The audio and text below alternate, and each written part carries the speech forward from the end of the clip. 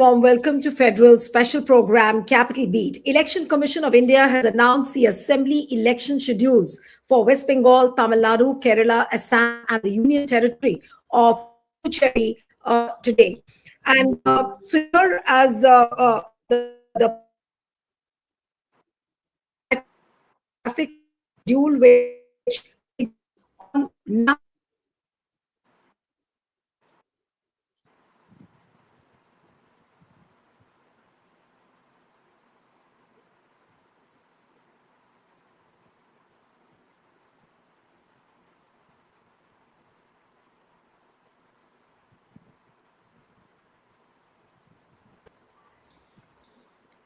I think there was a connection issue at my end. There was a signal issue, but I would like to put out the graphics of the poll dates, which have just been announced a short while back by the Election Commission of India. Let's have that graphics playing out because the election starts from 9th of April. That is Assam. Assam is the first state that goes to polls in a single phase. Then Kerala also on 9th April and Puducherry also on 9th of April. And Tamil Nadu goes to polls on 23rd of April.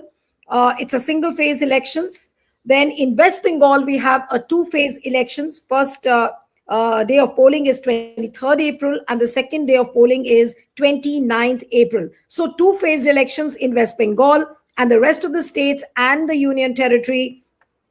In the Assam election gets over on 9th of April. It's a single phase election. I'm repeating, Kerala, it is 9th of April, and Tamil Nadu, it is 23rd April. And of course, West Bengal is two-phased elections, 23rd April and 29th of April. We also have by-elections in 8 assembly constituencies, that is on 9th of April. So what does this picture look like from the point of view of different states? Because Assam is the earliest that goes to polls.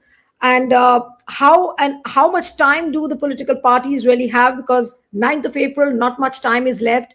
And still the alliances have not been firmed up. So how much time really there is? Joining me this evening are all the senior journalists joining us from different states. Let me introduce you to them one by one. We have Rajiv Ramachandran, who's a senior journalist, who joins us from Kerala, Samir Purkaistha from West Bengal. Thank you so much for joining.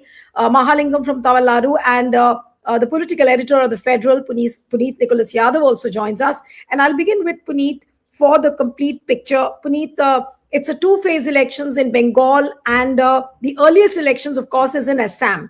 From the Assam, regarding the political integrities, I'll come a little later. But for Assam, how much time really do the political parties have, given the fact that the alliances have not firmed up yet? Well, it's Assam, Puducherry, and Kerala all together. So three of them on the 9th of April, from what I gather. And then you have Tamil Nadu on the 23rd of April, and Bengal, as you said, two phases, 23rd and 29th of April. The results for all of them, as is the convention, come out together on the 4th of May. So now, as far as Assam is concerned, more or less from the opposition side, I believe the alliance is pretty much in shape. The Congress has already announced all its candidates or a bulk of its candidates.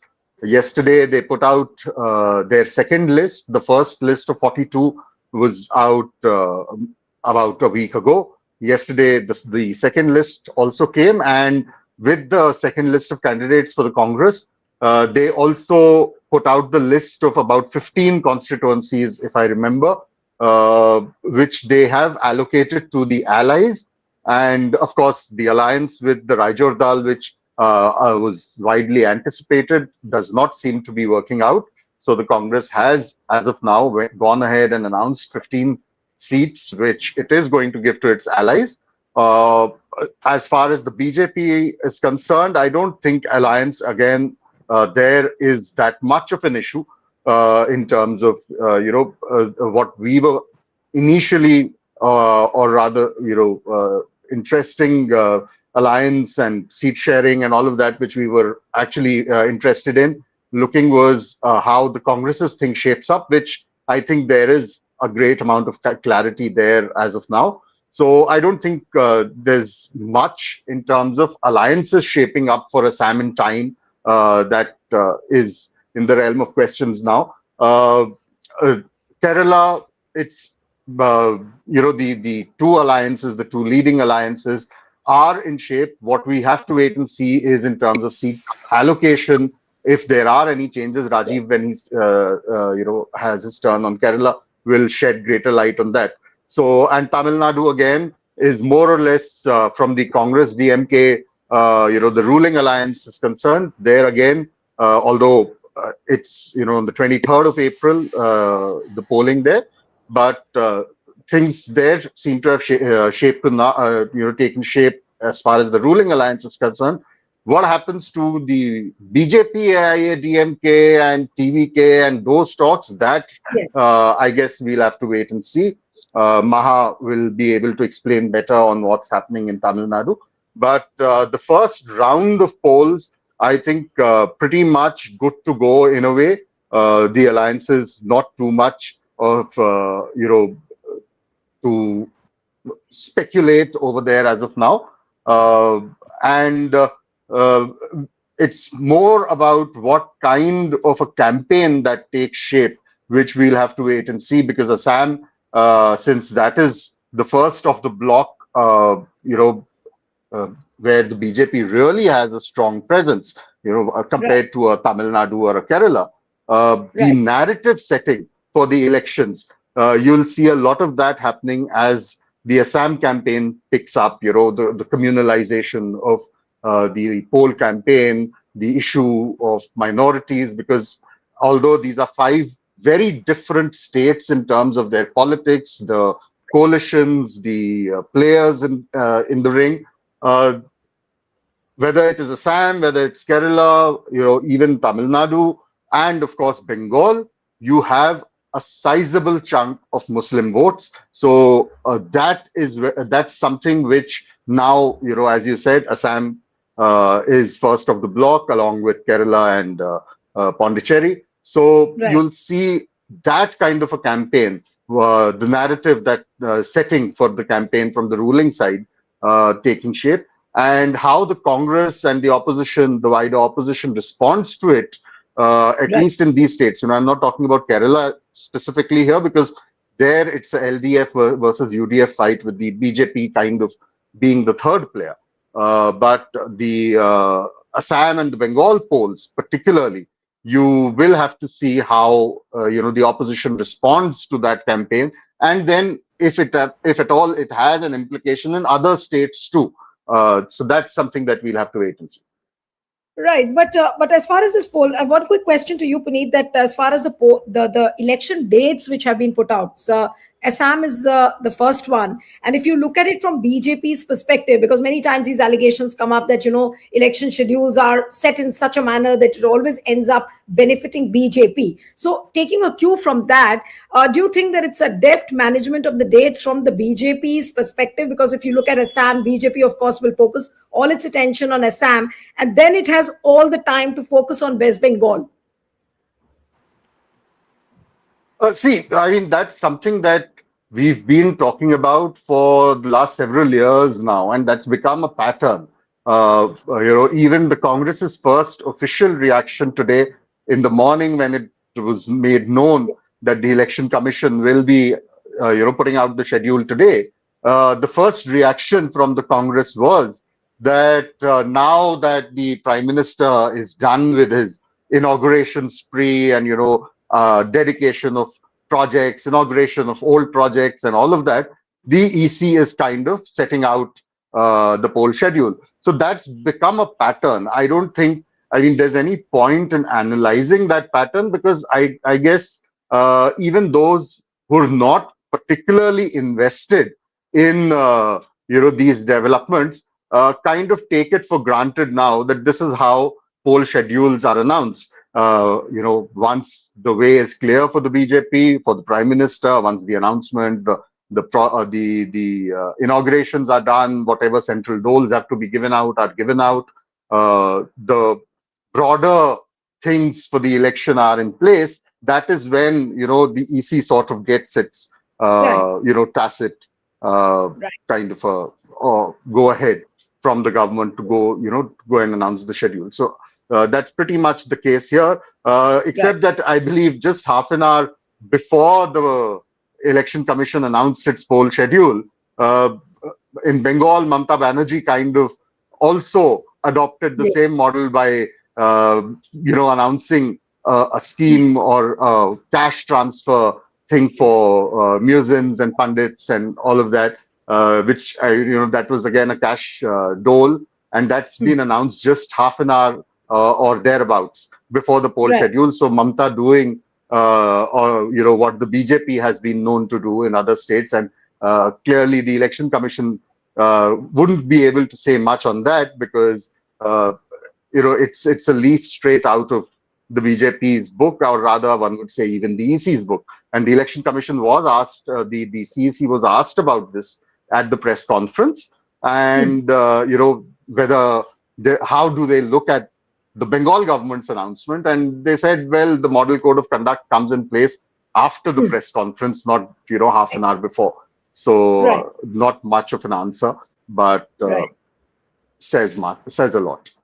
Right. So I'll come to West Bengal now. Two-phased elections, Samir. And last time when we had seen the elections in 2021, it was an eight-phase election, which everybody was saying that it ended up benefiting Mamta big time. And and then one must not forget that those were COVID, which we almost saw the onset of the Delta COVID, which came in after that. But this time, two-phase polling, is it really going to help Mamta Banerjee? How do you see this poll schedule? See, this the BJP and the other opposition parties, they actually demanded that this election should not be staggered so long, and their argument is that when election is extended to, to such a long phase, it actually benefits TMC, which has a very formidable election machinery. So their argument is that once elections are, it helps TMC to mobilize their cadres from the areas where elections are already held to the areas where elections are to be held. So earlier, the election commission had, when they were deciding for in 2021 eight-phase election, in 2024 Lok Sabha election for 42 parliamentary seats, they had seven-phase election. The election commission's this thing argument was that it helped mobilizing security forces. And as you know, we in Bengal we have already 480 companies of central forces already deployed, which means roughly around 45,000 people, and more are coming. So, so election commission has that they are going to hold two-phase elections. Perhaps they are, they have took this decision long back because they started mobilizing security forces well ahead in time. And whether it will help Mamata Banerjee or not, if you have election machineries and booth level workforce, then it hardly matters whether it's two-phase or seven-phase.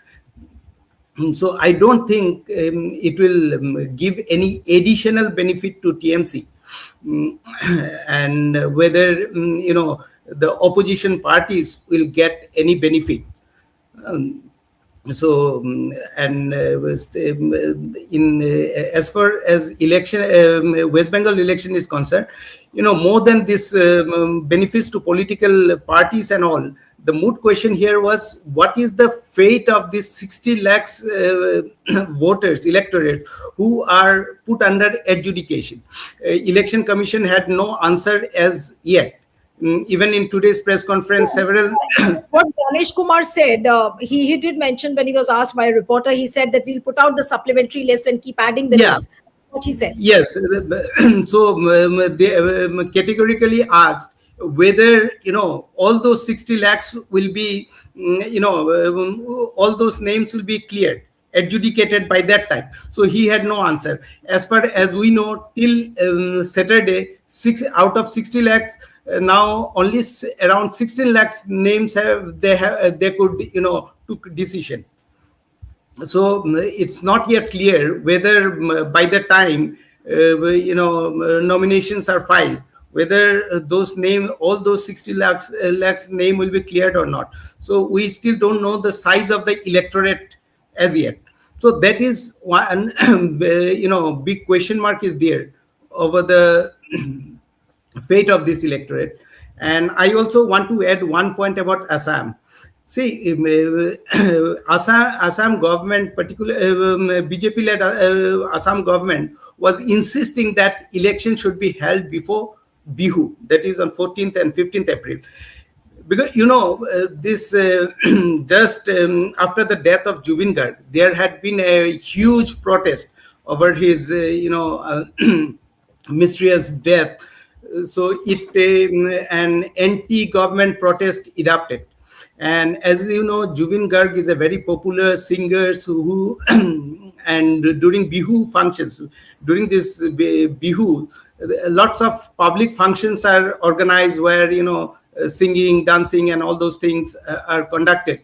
So as BJP particularly was worried that if elections are held after Bihu, and they were anticipating that there will be another, could be another surge of emotional surge surrounding around Juvin Garg. So they wanted to avoid this elections after Bihu. And you may say it's a coincidence or deliberate, I don't know. But Election Commission apparently by announcing poll date in Assam on 19th April, in that sense, it has actually helped the BJP. Right. Okay.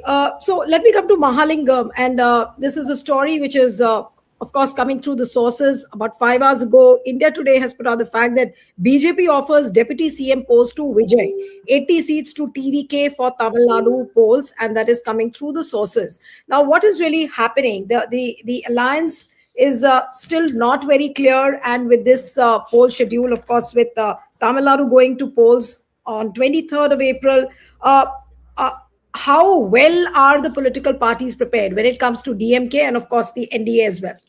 Yeah, right. Talking on alliance, the DMK-led coalition seems pretty solid overall, but there are some hiccups in seat sharing with VCK and left parties and the newly joined ally DMDK. Otherwise, things are very formidable for ruling party, and I would say that I have no anti-wave in comparably with previous elections. I would say visibly, I would say.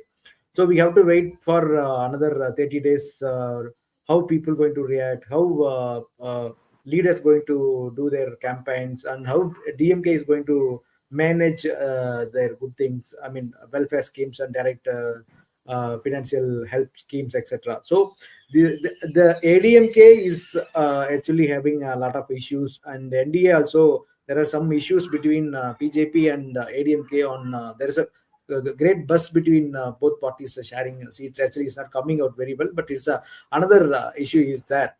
But the after 1971 that DMK, the party is not coming back to the power again second term. So this time they are trying to write a history. So DMK is really pushing very hard to win and stay in power this time.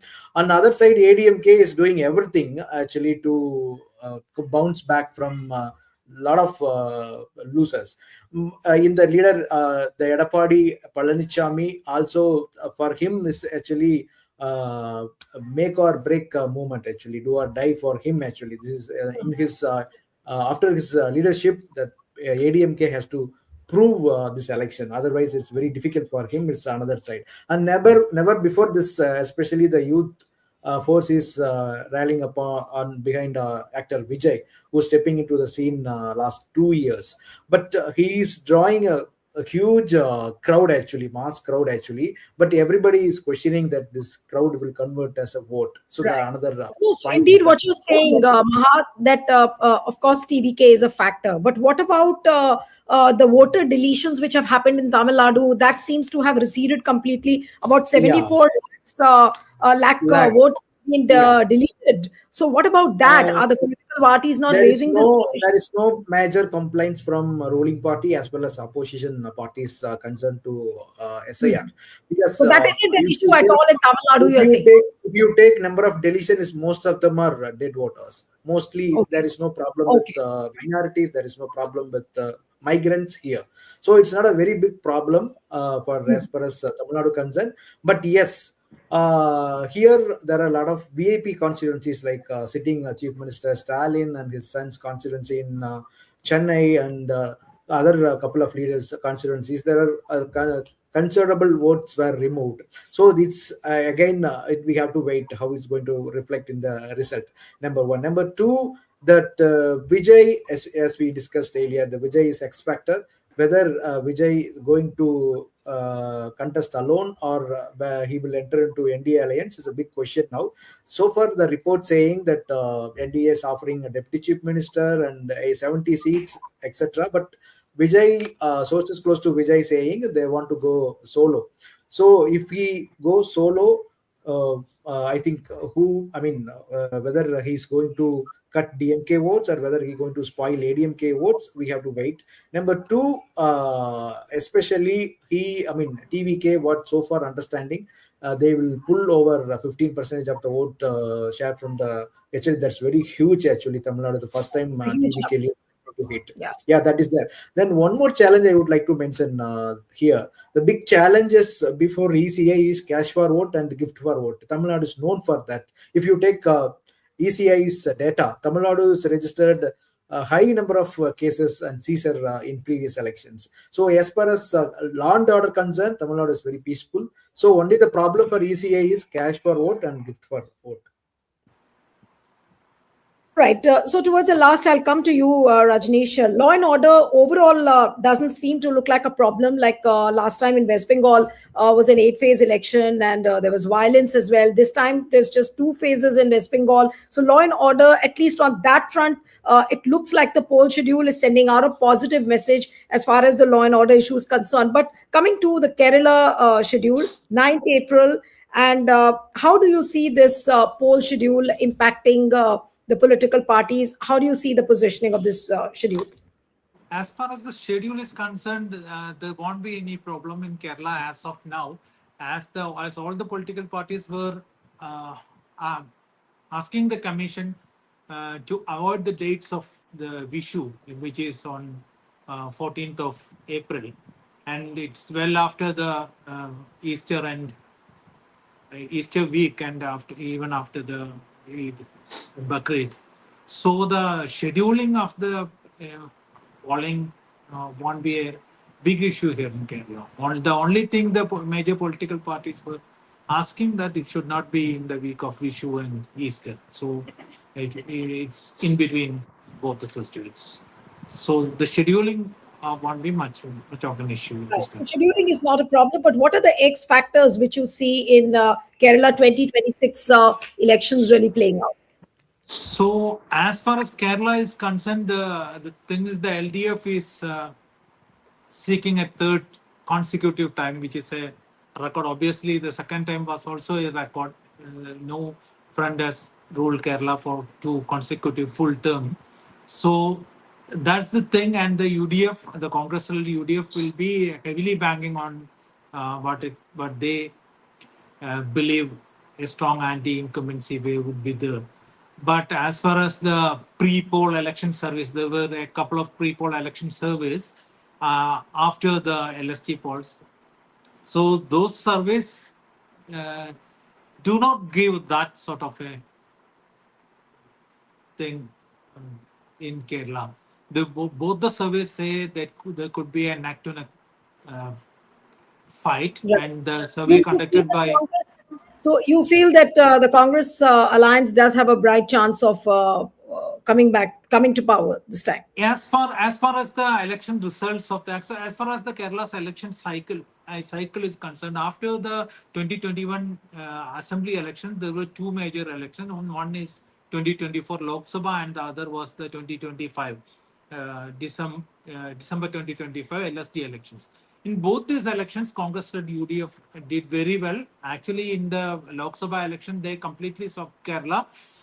If we can translate those results into assembly segments, the UDF, Congress-led UDF, have the lead in 110 out of 140 assembly seats. But Yep. after that, in 2025 assembly elections, that lead shrank into 83, which is also above the 70 mark, which is the Right. magic number for Kerala. But after that, these pre-poll surveys were conducted. That survey, one survey by Malayalam Manorama and one survey by Madhubhumi. And the Madhubhumi survey clearly says that there will be no clear edge for the UDF. As far as their survey is concerned, they have predicted 66 seats for the LDF and maybe 62 for the UDF and 12 tightly contested. This thing that so even they are indicating that there could be a hung assembly, which has never happened in the history of Right. Kerala. That also could be a possibility.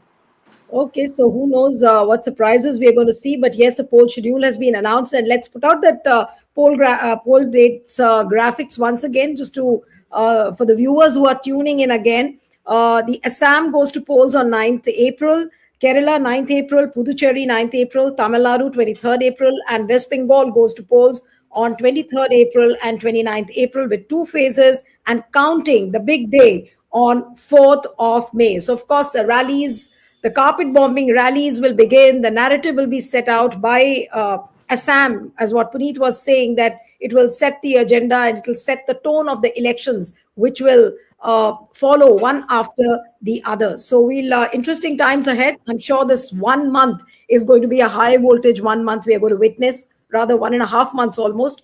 So we'll have to end it here. Thank you so much, Rajneesh, Mahalingam, Puneet.